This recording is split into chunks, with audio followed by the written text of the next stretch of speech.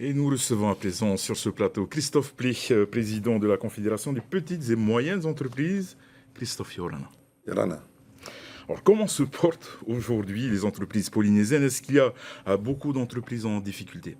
Il y en a beaucoup moins. On a passé la crise sanitaire et on peut dire que l'année 2022 est un bon cru puisqu'on a beaucoup d'entreprises qui se sont montées.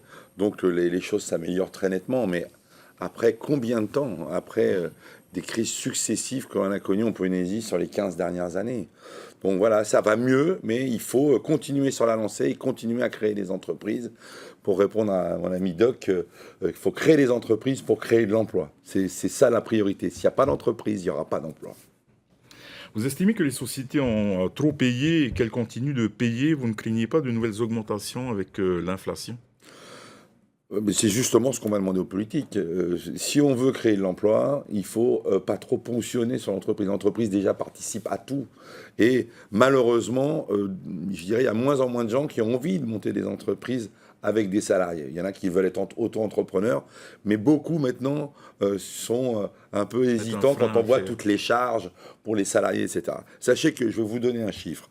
En 2011, nous avions 6578 entreprises avec des salariés. En 2022, on en a 5386. Vous voyez, il nous en manque plus de 1200.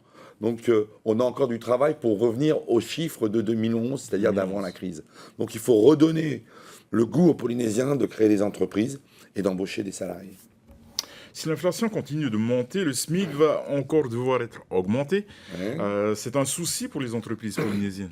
C'est le cercle vicieux, hein. On augmente les prix, donc il faut augmenter les salaires, on augmente les prix, etc. Il faut qu'on sorte de ce cercle vicieux. Les tendances à l'étranger, dans le monde, et l'inflation freine. On espère beaucoup qu'en 2023, l'inflation freinera chez nous.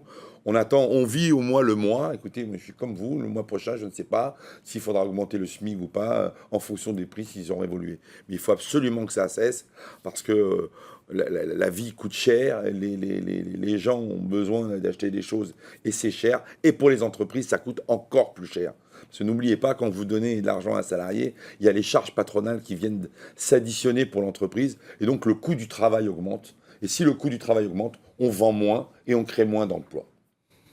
Tout à fait logique. Et on va parler de la contribution de solidarité. Vous avez soutenu sa mise en place. Aujourd'hui, la répartition de ces fonds pose problème au sein de la Caisse de prévoyance sociale. Vous allez suivre avec attention l'utilisation de ces fonds? Oui, puisque on a dit qu'on est toujours dans la même dynamique, c'est-à-dire que cet argent, on doit aller combler les trous qu'on avait détectés, et il faut vraiment que ça serve à ça. Mais alors, au sein même du conseil d'administration, on a remarqué que l'argent était un peu orienté. Donc, il faut vraiment que ça aille là où ça doit aller. Pas mettre des choses en déficit artificiellement pour aller combler d'autres. Donc on va surveiller ça en début d'année. C'est le rôle des organisations patronales et les organisations de syndicats de salariés de faire en sorte que cet argent soit bien utilisé et que cet argent aille là où elle doit aller.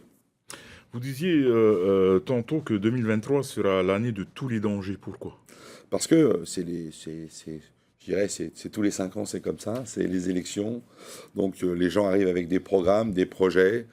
Des fois, certains sont lucides, sont bien montés, et puis d'autres arrivent avec des propositions qui peuvent faire mal à l'entreprise. Et nous, c'est notre rôle de prévenir que faire mal à l'entreprise, c'est faire mal à la Polynésie. L'entreprise, c'est des salariés, un chef d'entreprise qui a un projet qui essaye de faire avancer. Si on prend des décisions, et si on taxe trop, justement, si on veut trop taxer l'entreprise, si on veut trop compliquer la vie du chef d'entreprise, on a l'effet inverse. Et à ce moment-là, l'entreprise ne crée plus. Donc il faut bien observer les programmes des uns et des autres. Hein.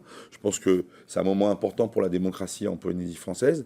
Et c'est ce que je disais, chaque programme, nous, on le regarde avec attention pour pas qu'il y ait des choses qui soient proposées contre l'intérêt des entreprises. En effet, à tous ces politiques, qu'est-ce que vous aimeriez leur dire d'autre que surtout retrouver peut-être une certaine stabilité politique? On a connu des gouvernements successifs, si vous venez entre 12 gouvernements en 1 an et demi, des gouvernements autonomistes, des gouvernements indépendantistes. Moi, ce que je dis, peu importe qu'il y a, parce qu'on travaillera avec celui qui sera avec nous. Ce qu'on souhaite, c'est qu'il y ait des gens compétents. Hein, on veut plus retrouver de ministres, entre guillemets, qui jouent à la PlayStation dans son bureau. On veut des gens qui s'occupent de la vie des Polynésiens, qui font avancer les choses en Polynésie et qui s'occupent de cette économie. On a besoin de créer de l'emploi pour nos enfants. Je crois que le message, je l'ai répété des dizaines de fois et j'espère que ça va être entendu. Dernière petite question. En mars, vous allez participer avec 25 entreprises polynésiennes au French Pacific Business Forum. Quel est l'objectif de cet événement? On ouvre les portes de la Nouvelle-Zélande aux entreprises qui souhaitent échanger, faire du business, trouver un fournisseur. Pour la première fois, l'entreprise dit qui il veut rencontrer dans un document et le ministère des Affaires étrangères, les gens sur place vont aller lui chercher les interlocuteurs pour cette journée qui sera réservée aux entrepreneurs polynésiens et calédoniens. Donc tout est facilité, il n'y a pas les recherches à faire, il suffit de s'inscrire et de venir en Nouvelle-Zélande avec nous. L'ambassade de France participe, l'État français prend tout en charge sur place, il n'y a que à se déplacer et à demander qui on veut rencontrer. Donc c'est unique, on le fait cette année pour la Nouvelle-Zélande, mais il y aura d'autres pays qui vont suivre dans ce programme qui a été établi avec le ministère des Affaires étrangères à Paris.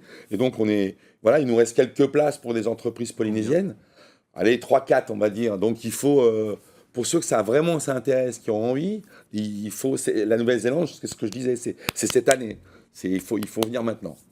Merci beaucoup, Christophe P, d'avoir répondu.